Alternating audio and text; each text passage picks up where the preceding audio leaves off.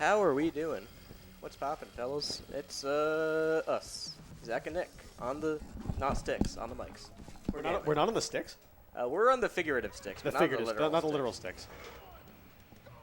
We have the newly vaccinated Joemotion. Well, I guess not newly vaccinated, but as with enough time after not at school now and vaccinated. That's right. Yeah. So it's perfect. So he's back and ready to absolutely destroy this bracket and ruin everyone and ruin the night. Ruin everyone. I asked him if he's winning today, and he said, "Not if I play like this." Oh, Joe said that? Yeah. Whoa. He wasn't even playing bad. He was actually not grabbing me. I was going to say, because you were just playing, Joe. What was he playing like? He was playing better than he usually does. He doesn't just try and grab landings 100% of the time. It's more like 75% of the time. That's definitely that's a marked improvement. Absolutely. So, yeah, this matchup, really brutal for Meta Knight. Or in Meta Knight's favor, that is. I was going to say. I was going to say, I'm like, wait a minute. Hold on. Get mixed up. Yeah, get mixed. But yeah, no, it's like, Toon Link has a really bad tech roll. Yeah. And struggles with characters with, like, good, fast disjoint.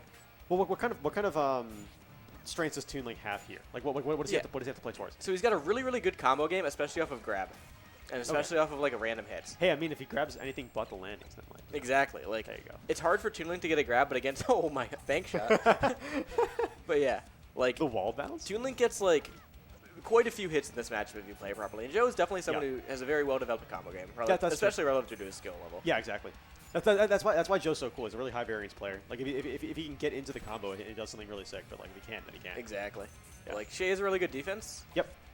Yeah. Yeah, Shay's really hard to get in on. So this is like a true test for someone player like Joe. Absolutely, and like it really shows that Shay like does a lot of analysis and practices with good players.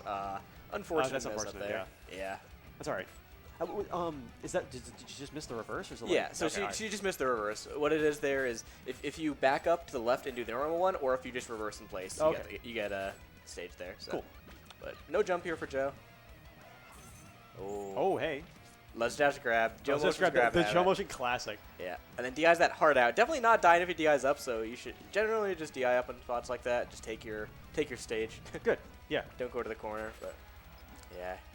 It seems like positioning is really important for Joe here because it's like there's only so much he can do up close because Meta Knight's going to absolutely destroy him if he's like in close quarters. That's what it seems like to me. So, yeah. So he has to play to his strengths, which is like keeping himself in mid distance. Yep.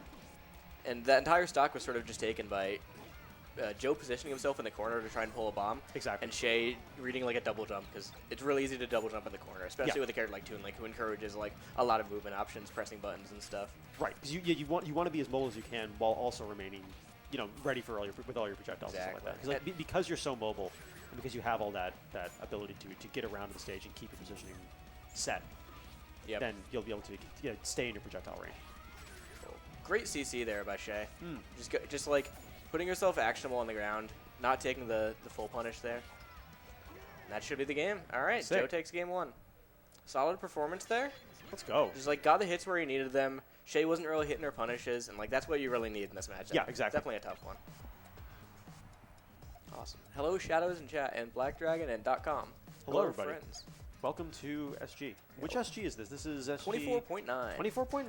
Welcome to 24.9. I've been saying for like 4 months that I'm going to just go and count all the SGs to see what actual number was. And I keep forgetting. is it not? No, because it's season 24. Yeah, that's right. Yeah, season 24, episode 9.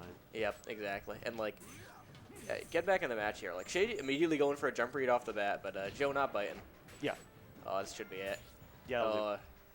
Out of resources. Yeah, just nothing. Gets caught with a jump off stage going for a greedy extension. Yeah. And They will definitely finish that off. Yeah, that's a situation I often struggle. If I find myself in, I find myself struggling in that situation as Rob a lot. Yep.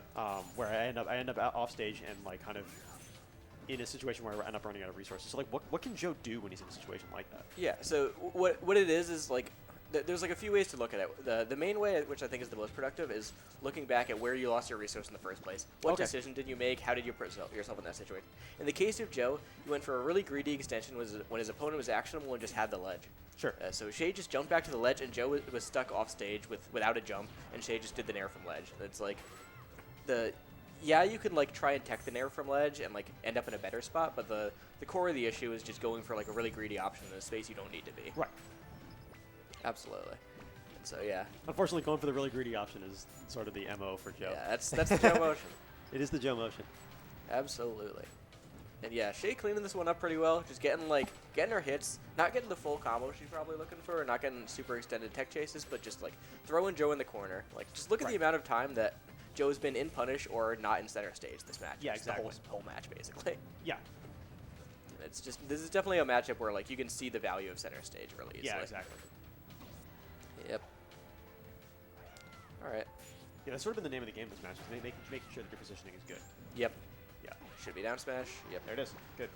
Yeah. Toon Link does Back and get forth. grab confirms into kill at quite a few percents this matchup. At lower ones, he gets like up throw, up B and stuff. Up throw, up tilt, or down throw, up tilt, up B also. Yeah. But, I feel like this is the kind of thing where he needs to play back and play a little safer.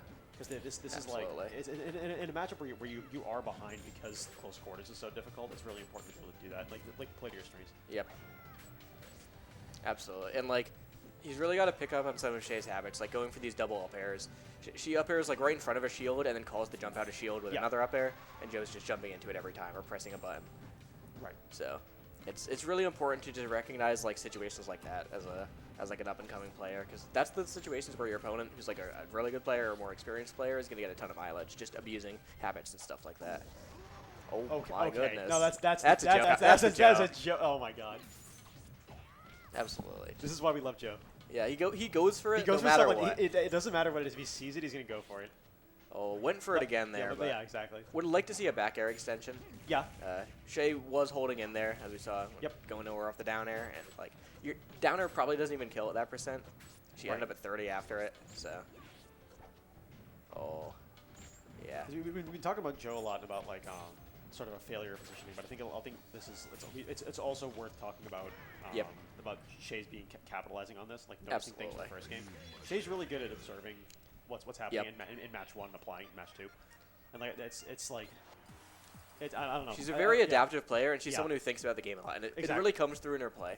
Like a really easy example is there at the end. Like she's been going for down tilts to edge guard the Toon Link up B, and Joe's been going slightly above the ledge to clip her with it, and not die to the down tilt. So she adapted right there really well by just doing a jump, timing a down air to cover the slightly into stage up B and the like sweet spot up B with the same down air. Right. So just like a very smart option there. So Joe's counter pick? Yeah, really good Toon Link stage. You get a lot of weird angles to approach at. So like, I would have been. I mean, based on everything we've been talking about, I'm surprised this is the pick. Yeah, center stage matters a lot less here, let's just say. Oh, okay, sure. I can see how that would be the case. Because, like, you can generally always use a platform to get out of center stage or get back to center stage. Yeah, right. It's more about, like, the upward airspace is the sure. sort of key feature of the stage. Yeah, I can see that. But it's definitely a very good Midnight stage also. He has incredible kill options off the top, and Shay is very good at using them. Yep. And it's also tiny, so you're always boxed in. You're in close quarters pretty much all the time. There's no way to avoid it. And, like, the other thing about like tough matchups like this is you'd think Toon Link wants space, but like if Toon Link has space, there's so much space for him to just like get outplayed in like a dash dance situation or like get called out on some habit where it's like if you're generally considered the worst player in the set, which this is something that Bees talks about a lot. If you're considered the worst player in a set, it's really good to go to like stages that have high variance like this stage. Yes, yeah. To where you can just get quick kills. When I entered tournament, I would do that all the time. I would do stuff like where I was like, but like back when like Old Metal Cavern was legal, I was like, I don't mind Old Metal Cavern, so I'm gonna take people there just because I think I might be able to get a win there. Absolutely. And it worked a lot. It would work pretty often. Yeah. Yeah. And like just being able to use your strong punish there by Joe, but does not be reverse the up B. That's okay. I'm alright with that. Yeah. So really good close set here, but no kidding. unfortunately Joe going for yet again the same jump pull bomb center stage. Shay's called him out for it every playing from time. behind when he's playing like he's playing from ahead. Yeah, when he's in the even game actually state. completely even. Yeah. Yeah, and like Shay's calling him out for the jump bomb pull at center stage basically every time. Exactly. Yeah, that's a good point too. Yeah. Because it's like everybody has that habit where like when they're in idle time, they'll always do something, and it takes a really good player to recognize what that is like in mid set. That sucks. Unfortunate, but very strong showing by Shay, keeping her composure after dropping game For sure, one. yeah, definitely. And very good job there.